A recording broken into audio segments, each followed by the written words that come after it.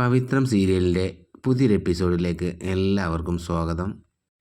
Channel പുതുതായി കാണുന്നവർ please subscribe ചെയ്ത് കാണണേ. അപ്പോൾ കഴിഞ്ഞ എപ്പിസോഡിൽ വർഷയും ശ്രീയും സംസാരിക്കുന്നതായിരുന്നു. ശ്രീ പറയാണ്, അവളെ വീട്ടിൽ കഴിയുന്നിടത്തോളം കാലം നമ്മളുടെ പ്രശ്നം തീരില്ല വർഷ.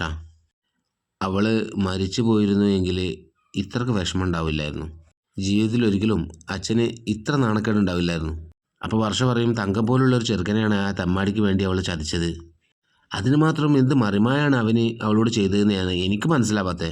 ഇനി എന്ത് ചെയ്താലാണ് അവൻ അവളെ വിട്ടുവരിക എന്ന് ഇവരിങ്ങനെ ചിന്തിച്ച് കൂട്ടുകയാണ്. രണ്ടുപേർക്കും മനസ്സിലാവുന്നില്ലായിരുന്നു. അപ്പോൾ വർഷ ഒരു ഐഡിയ പറഞ്ഞു കൊടുക്കുകയാണ്. പോലീസും കോടതിയും വഴി നിയമപരമായിട്ടൊന്നും നടക്കില്ല എന്ന് മനസ്സിലായ സ്ഥിതിക്ക് നമ്മൾ മറ്റെന്തെങ്കിലും വഴി നോക്കണം. അവൻ ചോദിക്കൂ, എന്ന് വെച്ചാൽ ആര് കെട്ടിയ താലിയിൽ വിശ്വസിച്ചാണോ അവൾ ആ വീട്ടിൽ വന്ന് കയറിയത്, അവന് ശരിക്കും കൊള്ളരുതാത്തവനാണെന്ന് അവൾക്ക് ബോധ്യം വരണം. അവൻ്റെ മുഖത്തടിച്ച് അവൾ ആ വീട് വിട്ട് ഇറങ്ങണം. പക്ഷേ വിശ്വസനീയമായ വിധത്തിൽ ചെയ്യണം. ആലോചിച്ച് നോക്ക്, എന്തെങ്കിലും വഴി കാണാതിരിക്കില്ല, വർഷ ശ്രീയോട് പറയും.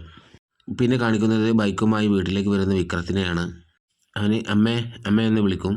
അപ്പോൾ അങ്ങോട്ടേക്ക് നന്ദിനി വന്നുകൊണ്ട് പറയും, അമ്മ തങ്കച്ചിയുടെ വീട്ടിൽ പോയി അയൽക്കൂട്ടത്തിൻ്റെ മീറ്റിങ്ങിന്. എന്തെന്ന് ചോദിച്ചു. അപ്പോൾ വിക്രം എനിക്ക് കുറച്ച് വെള്ളം എടുത്തേ പറയും. എന്നിട്ട് അവൾ അകത്തേക്ക് വെള്ളം എടുക്കാൻ പോകുമ്പോൾ ഇവൻ ചോദിച്ചു, അല്ല വേതാളം എവിടെ പോയി?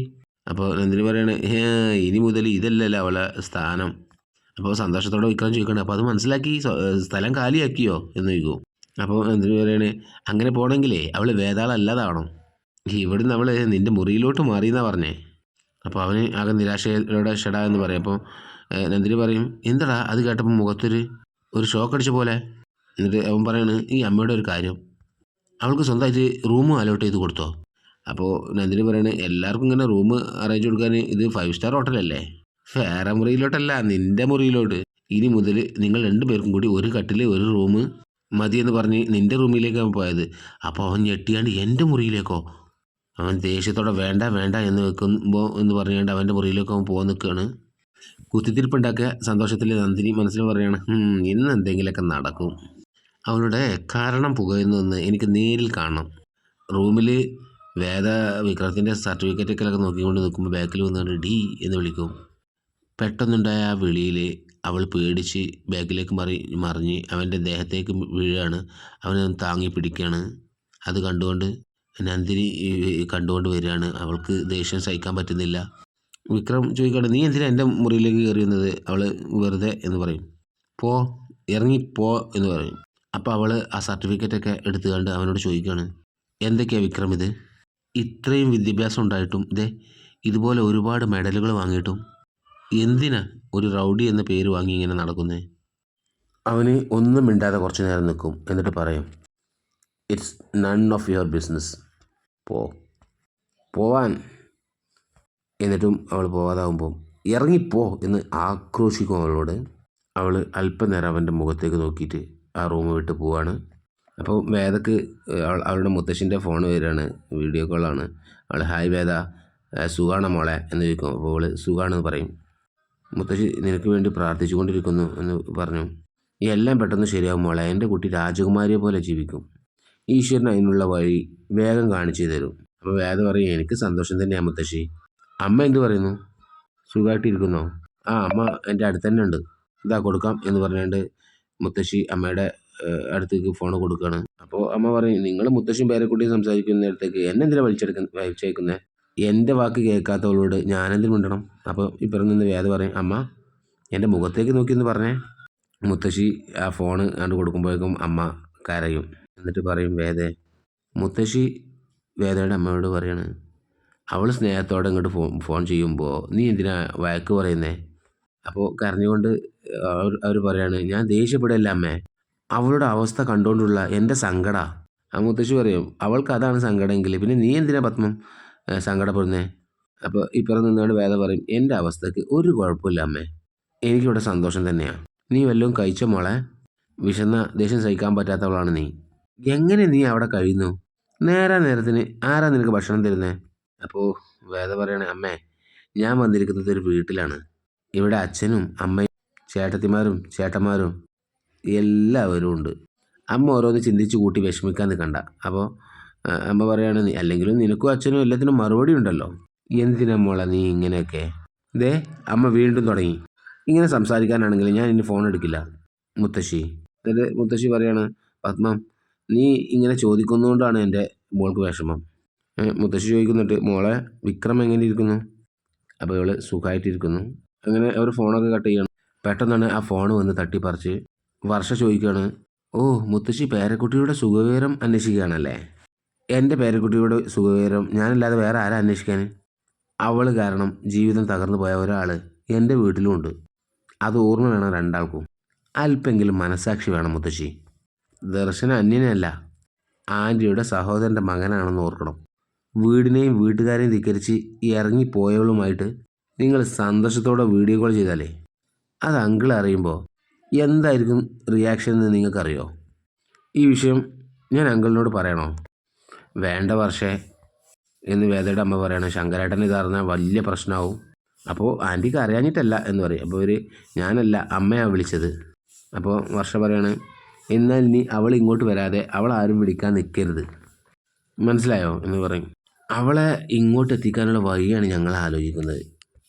അതിനിടയിൽ നിങ്ങൾ അവളെ ഫോൺ ചെയ്ത് സപ്പോർട്ട് ചെയ്യരുത്. പറഞ്ഞില്ലെന്ന് വേണ്ട എന്ന് പറഞ്ഞ് അവളോട് പോകും.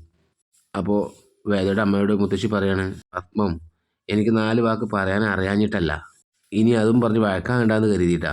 വേദ പോയ തക്കത്തിന് ഈ വീടിൻ്റെ ഭരണം ഏറ്റെടുക്കാന്നേ അവൾ കരുതണ്ട. ആനയെ വരെ പേടിക്കാത്തവളായി ഈ സാവിത്രി. പിന്നെ ആയി ഉണക്കപ്പുണ്ടാവും. പിന്നെ കാണിക്കുന്നത് ശ്രീജയും വിക്രത്തിൻ്റെ അമ്മയും വേദയും കൂടി വിളക്കിന് തിരി കൊളുത്തുന്നതാണ്. അപ്പോൾ അങ്ങോട്ടേക്ക് നന്ദിനി വരികയാണ്. എന്നിട്ട് ചോദിക്കുകയാണ്, എന്തിനാ അമ്മ 5 തിരി കൊളുത്തിയിരിക്കുന്നത്? അപ്പോൾ അമ്മ പറയും, വേദയാ പറഞ്ഞത് 5 തിരിയിടണമെന്ന്. അപ്പോൾ നന്ദിനി പുച്ഛത്തോടെ പറയും, അത് അവൾക്ക് നല്ലെണ്ണയുടെ വില അറിയാത്തതുകൊണ്ടാ. 5 തിരിയും കൂടി എത്ര എണ്ണയാണ് കുടിക്കുന്നതെന്ന് അമ്മക്ക് വല്ല നിശ്ചയമുണ്ടോ? അപ്പോൾ വേദ പറയും, ഒരു കാര്യം ചെയ്യുമ്പോൾ അത് വിധി പോലെ ചെയ്യണം, അല്ലെങ്കിൽ ചെയ്യാതിരിക്കണം, അതല്ലേ നല്ലത്. മുറയും വിധിയൊന്നും നീ എന്നെ പഠിപ്പിക്കണ്ട എന്ന് നന്ദിനിയടുത്ത് പറ. എന്തിനാ വിളക്ക് കത്തിക്കുന്നത്? അപ്പോൾ നന്ദിനി ഒന്ന് പരുങ്ങും, എല്ലാവരെയും നോക്കൂ. വേദ ചോദിക്കാണ്, അറിയില്ലേ? അപ്പോൾ നന്ദിനി പറയും, അത് പറയാനെന്താ, എല്ലാ വീട്ടിലും ചെയ്യുന്നതല്ലേ. അപ്പോൾ വേദ, എന്നാലും അതിനൊരു കാരണം ഉണ്ടാവുമല്ലോ, ഈശ്വരനെ പ്രാർത്ഥിക്കാൻ, ഐശ്വര്യം ഉണ്ടാവാൻ. ഇതൊക്കെ ഏത് കുഞ്ഞുങ്ങൾക്കും അറിയാലോ.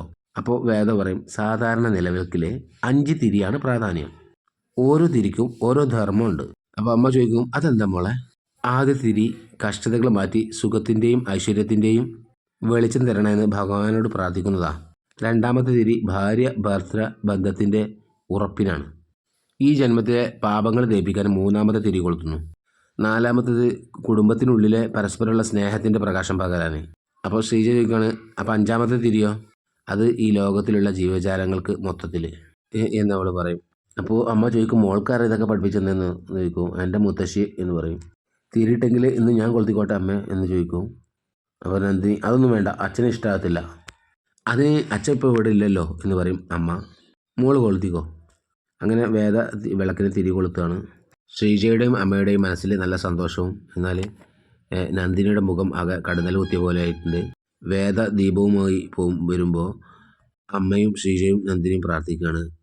എന്നാൽ നന്ദിനി മനസ്സിൽ പറയാണ്, ലോകത്തിൽ ഒരിടത്തും കേട്ടിട്ടില്ലാത്തൊരു കഥയുമായി വന്നിരിക്കുകയാണ്. അമ്മയെ ചാക്കിടാനാണിതെന്ന് എനിക്കറിയാം. ഇങ്ങനെയുള്ള ഉടായ്പ കൊണ്ടൊന്നും ഈ വീട്ടിൽ സ്ഥാനം കിട്ടുമെന്ന് നീ കരുതണ്ട. അങ്ങനെ ദീപം അവിടെ നിലത്ത് വെക്കും. അപ്പോൾ അമ്മയും ശ്രീജയും അതിനെ തൊട്ട് വണങ്ങും. എന്നാൽ നന്ദിനി മാറി നിൽക്കും. വേദ നന്ദിനിയോട് പറയണം, നന്ദിനി അടുത്തി പ്രാർത്ഥിക്കുമ്പോൾ മനസ്സിൽ ദുഷ്ടതകളൊന്നും പാടില്ല, പ്രാർത്ഥനയ്ക്ക് ഗുണം കിട്ടില്ല എന്നാ പറയാം. നന്ദിനി വിശ്വാസം വരാതെ മനസ്സിൽ പറയാണ്, ഇവൾക്കെങ്ങനെ ഞാൻ ചിന്തിച്ചത് മനസ്സിലായി? ഇനി വല്ല ചാത്തശേവമുണ്ടോ ഭഗവാനെ? പിന്നെ അവർ അടുക്കളയിൽ ഭക്ഷണം ഉണ്ടാക്കുകയാണ്, ചപ്പാത്തി ഉണ്ടാക്കുകയാണ്. നന്ദിനിയും ശ്രീജയും അമ്മയാണ് ഉണ്ടാക്കുന്നത്. അങ്ങോട്ടേക്ക് വേദ കടന്നു വരികയാണ്. എന്താ ജോലി ശ്രീജ അടുത്തി? ഞാനേ വിശ്വേട്ടന് ചപ്പാത്തി ഉണ്ടാക്കുന്നു. അമ്മ ദേ ദോശ ചുടുന്നു. അപ്പോൾ വേദ ചോദിക്കും, ഞാൻ ചെയ്ത് നോക്കട്ടെ. ശ്രീജ പറയും, മോൾക്ക് ഇതൊക്കെ അറിയാവോ? അങ്ങനെ ചോദിച്ചാൽ ചെയ്തിട്ടൊക്കെ ഉണ്ട്, പരത്തിയ ഷേപ്പും കിട്ടില്ല, എടുക്കുമ്പോൾ പൊട്ടുകയും ചെയ്യും. അപ്പോൾ നന്ദിനി പറയും, ഓ അപ്പോൾ പിന്നെ എന്തിനാ പരത്താൻ വരുന്നത്, എല്ലാം ഒന്ന് ചെയ്തു നോക്കാമല്ലോ. അങ്ങനെ അപ്രൻറ്റീസിനെ വെക്കാനുള്ളതല്ല ഈ അടുക്കള. അപ്പോൾ വേദ പറയും, അതിന് ഞാൻ നന്ദിനി അടുത്തിനോട് ജോലിയൊന്നും ചെയ്യാൻ പറഞ്ഞില്ലല്ലോ. ദേഷ്യം കയറിയ നന്ദിനി പറയും, എനിക്ക് ചെയ്യാനുള്ളതൊക്കെ ഞാൻ ചെയ്യുന്നുണ്ട്, നീ എന്നെ അപ്രൻറ്റീസായി കാണണ്ട.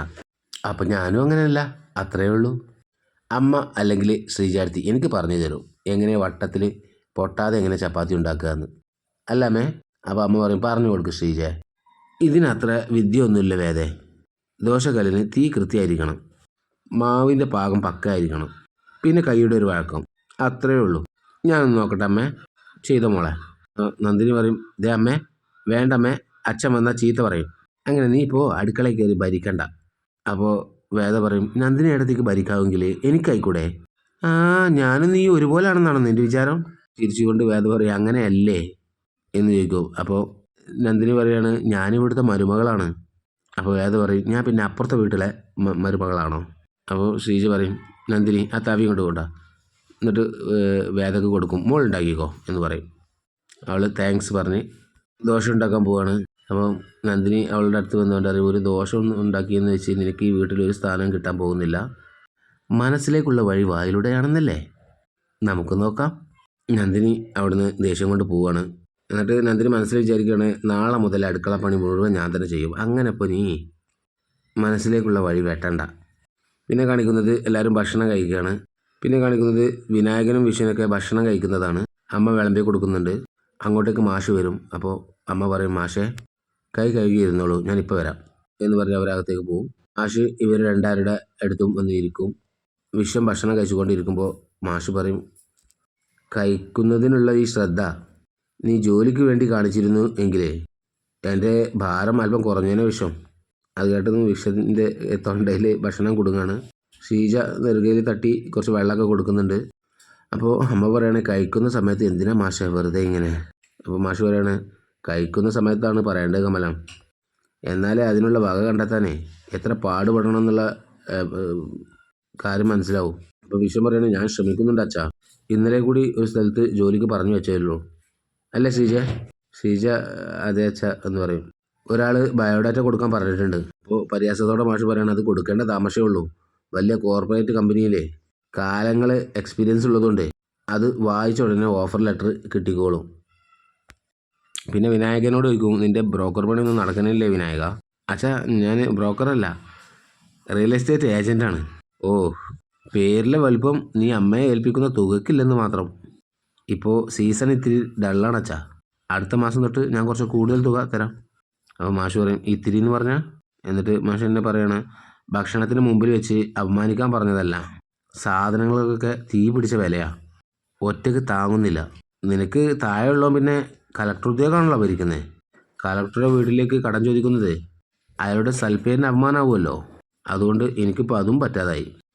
എങ്ങാനും വല്ല ആശുപത്രി കേസും കൂടി വന്ന് പെട്ടാ എന്ത് ചെയ്യുന്നോർത്ത് ഒരു പിടിയില്ല. അപ്പോൾ അമ്മ പറയും, അങ്ങനൊന്നും വരില്ല മാഷേ, ഇപ്പം അതൊന്നും പറയാൻ നിൽക്കണ്ട, മാഷ് ഭക്ഷണം കഴിക്കുക. ഭക്ഷണം കഴിക്കാൻ നിൽക്കുമ്പോൾ നന്ദിനി പറയും, അച്ഛൻ്റെ പുതിയ മരുമകളുണ്ടാക്കിയതാണെന്ന് പറയും. അപ്പോൾ അയാൾ ഭക്ഷണം കഴിക്കാതെ ഒന്ന് പരിങ്ങി നിന്നപ്പോൾ അമ്മ പറയണേ, ഇല്ല മാഷേ, ഒരു 2 ഉണ്ടാക്കട്ടെ എന്ന് ചോദിച്ചപ്പോൾ 2 ഉണ്ടാക്കി അപ്പോഴത്തേനെ വിട്ടു. എന്നാലും മാഷ് ദേഷ്യത്തോടെ ഭക്ഷണം അവിടെ മുന്നിലേക്ക് തള്ളി എണീറ്റ് പോവുകയാണ്. ബാക്കിൽ നിന്ന് കമലം കുറേ വിളിക്കുന്നുണ്ട്. വേദ ആകെ വിഷമത്തിലാകാണ്. റൂമിലിരിക്കുന്ന മാഷിൻ്റെ അടുത്തേക്ക് കമലം വരികയാണ്. അവൾ കരഞ്ഞുകൊണ്ട് പറയാണ്, കുട്ടികളുടെ മുന്നിൽ വെച്ച് എന്നോട് അങ്ങനെയൊന്നും കാണിക്കല്ല മാഷേ, എനിക്കത് താങ്ങില്ല. നമ്മളെ മോന് പേച്ചു പോയെന്ന് കരുതി ആ കുട്ടീനോട് എന്തിനാ മാഷേ നമ്മൾ ദേഷ്യം കാണിക്കുന്നത്? അവൾ അതൊക്കെ ചെയ്യുന്നത് എന്നോടുള്ള വെല്ലുവിളി പോലെയാണ്. അതിനാണ് നിങ്ങളൊക്കെ ചേർന്ന് വളം വെച്ച് കൊടുക്കുന്നത്. അവനെയും കൊണ്ട് കോടതിയിൽ നിന്ന് വന്നപ്പോൾ അവൾ എന്നോട് ചോദിച്ചത് ഓർമ്മയില്ലേ? അവനെ മാത്രം ഞാൻ നേർവഴിക്ക് നടത്താത്ത എന്തേന്ന്? അവനെ നല്ലവനായി മാറ്റേണ്ടത് അവളുടെ ഉത്തരവാദിത്തമാണെന്ന്. മക്കളുടെ കാര്യത്തിൽ ഒരു ഉത്തരവാദിത്വം ഇല്ലാത്ത പിതാവായിരുന്നോ കമല ഞാൻ? 3 വിധത്തിൽ പാഴായി പോയത് എൻ്റെ കഴിവുകേടുണ്ടായിരുന്നോ? അങ്ങനെയൊന്നും പറയല്ലേ മാഷേ. ഞാനായിട്ട് ആ കുട്ടിക്ക് സ്വാതന്ത്ര്യം കൊടുത്തൊന്നുമല്ല. അരികിൽ വന്ന് ചോദിച്ചപ്പോൾ വേണ്ടെന്ന് പറയാൻ പറ്റിയില്ല എനിക്ക്.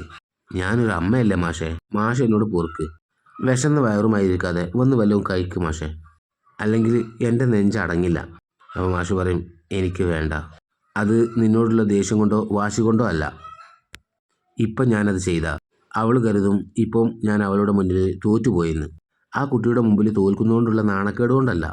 പക്ഷേ അവനെ ഒരു ദിവസമെങ്കിലും അവനെ എൻ്റെ മുമ്പിൽ അവൾ വിജയിപ്പിക്കുന്നതൊന്ന് എനിക്കൊന്ന് കാണണം.